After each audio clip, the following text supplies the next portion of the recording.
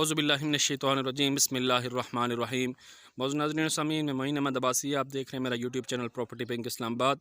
मौजूद नाज़रीन आपकी खिदमत में एक मरतबा फिर हाज़िर हूँ एक नई वीडियो की सूरत में। इस वक्त मैं दिलाइफ रेजिडेंशिया की साइट के ऊपर मौजूद हूँ।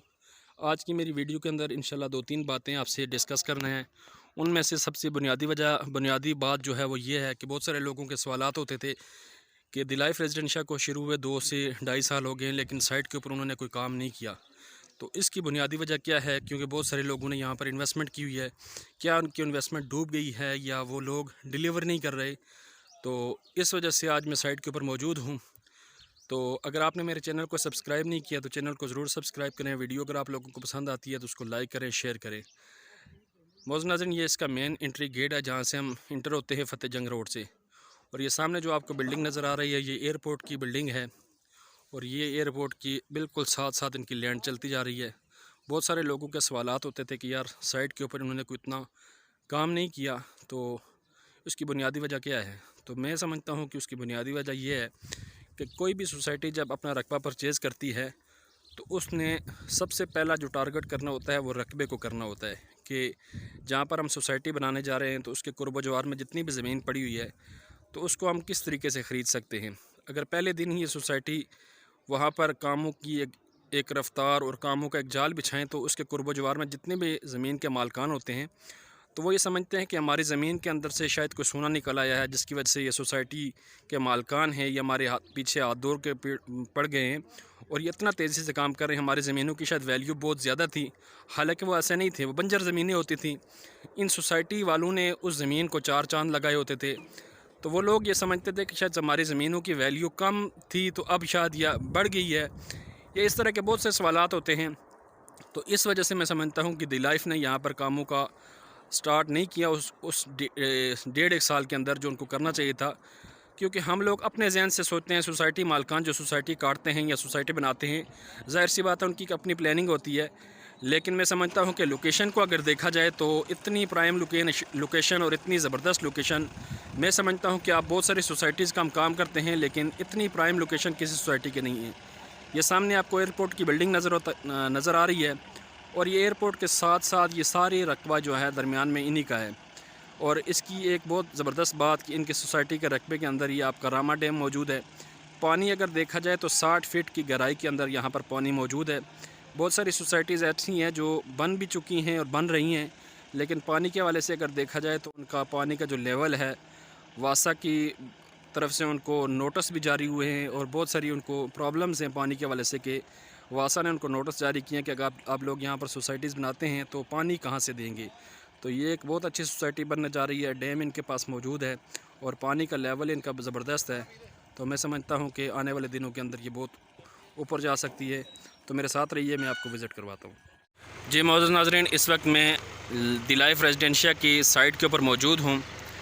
तो आपको ये इसका मेन बुलेवार्ड नज़र आ रहा है और ये इनका रकबा आपको सामने नज़र आ रहा है। और आप यहाँ से इस चीज़ को मेरे कैमरे की आंख से देखें कि आपका एयरपोर्ट बिल्कुल इनके रकबे के साथ मिला हुआ है। और फ्यूचर के हिसाब से अगर जो इन्वेस्टमेंट आप यहाँ पर आज करते हैं, आने वाले 3 से 4 साल के अंदर आपको कितना फ़ायदा दे सकता है। ये आपको एयरपोर्ट की बिल्डिंग नज़र आ रही है और साथ में एयरपोर्ट की ये टंकी और ये आपका दिलाइफ रेजिडेंशिया का मेन एंट्री गेट जहाँ से लोग इंटर होते हैं। और इस बैक साइड के ऊपर अगर देखा जाए तो जो ही हम गेट से बाहर निकलते हैं तो तकरीबन 500 के मुसाफत पर मीटर पर आपका सी पैक गुज़र रहा है, जीटी रोड गुज़र रहा है। लोकेशन इसकी बहुत प्यारी है और फ्यूचर के हिसाब से अगर देखा जाए तो बहुत ही ज़बरदस्त इन्वेस्टमेंट ये आपकी साबित होती है। और इसके साथ ये देखें आपका PCHS के साथ ही बिल्कुल जुड़ी हुई सोसाइटी मुमताज़ सिटी। तो ये आने वाले दौर के अंदर बहुत ही ज़बरदस्त प्रोजेक्ट बनेगा और बहुत ही ज़बरदस्त इसके ऊपर काम होगा। उसकी बुनियादी वजह यही है कि अभी इनको दिलाइफ रेजिडेंशिया को PCHS के अंदर से डायरेक्ट रास्ता मिल गया है और ये सारा रास्ता कनेक्ट होगा जाके कश्मीर हाईवे के साथ। और फ्यूचर के हिसाब से जो चीज़ें आज आपको मिल रही हैं, फ्यूचर में ना ही इनका ये रेट होगा और ना ही आपको वो चीज़ परचेज़ कर सकेंगे। उसकी वजह ये है कि जो चीज़ें आज आपको इतने रेट में मिल रही हैं, आने वाले दौर के हिसाब से इतनी चीज़ें आपको इस हिसाब से नहीं मिलेंगी। ये आज टाइम है द लाइफ रेजिडेंशिया के अंदर इन्वेस्टमेंट करने का। जो भी इन्होंने काटनी थी 1.5 से 2 साल के अंदर जो इन्होंने काम नहीं स्टार्ट किया। बहुत सारे हमारे लोग जब हम वीडियो अपलोड करते हैं तो कहते हैं कि द लाइफ रेजिडेंशिया को स्टार्ट हुए 2 साल हो गए, इन्होंने अभी तक साइट के ऊपर काम क्यों नहीं किया। तो मैं समझता हूँ कि उसकी बुनियादी वजह यही है कि इसके कुर्ब जवार में जितने भी ये रकबे आपको नज़र आ रहे हैं, कोई भी सोसाइटी जब उस रकबे को परचेज़ करती है, अगर फिल फोर वहाँ पर वो काम स्टार्ट कर दे तो ज़मीनों के जो रेट होते हैं वो अप हो जाते हैं, क्योंकि सोसाइटियों ने ज़मीन हायर करनी होती है। तो जो बुनियादी मकसद होता है इनका डेवलपमेंट का, वो फोत हो जाता है। डेवलपमेंट करके फ़ौरन जो है ना, ये लोगों के जहनों के अंदर एक ऐसी चीज़ बैठ जाती है कि शायद यार इन ज़मीनों के अंदर से सोना निकल रहा है और ये लोग जो है ना यहाँ पर डेवलपमेंट कर रहे हैं।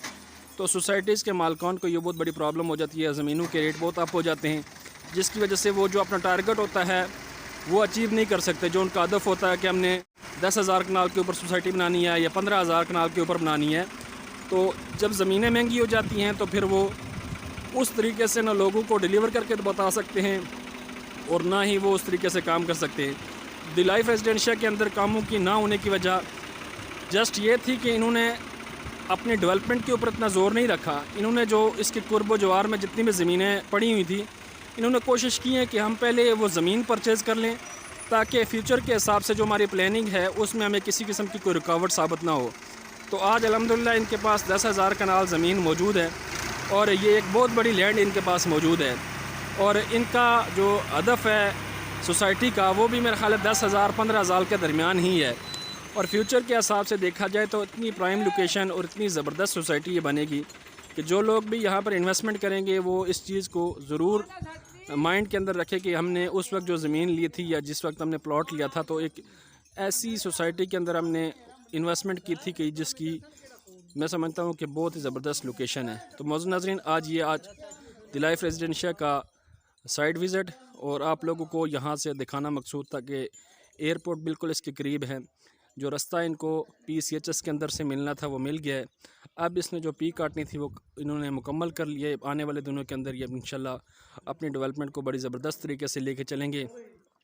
तो आप लोगों के पास एक सुनहरी टाइम मौजूद है कि आप यहाँ पर आएँ, साइट विज़िट करें, अपनी आँखों से देखें कि यहाँ से आने वाले 3 से 4 साल के अंदर इनकी जो लैंड है वो बिल्कुल एयरपोर्ट के साथ जुड़ी हुई है और फ्यूचर के हिसाब से इनको कितना फ़ायदा मिल सकता है।